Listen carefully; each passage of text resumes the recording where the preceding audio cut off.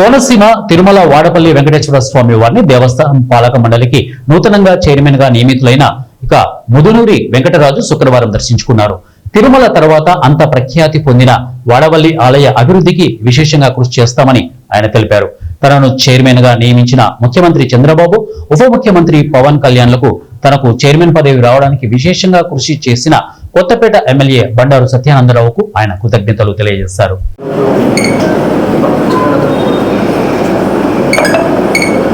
Namo Venkateswara.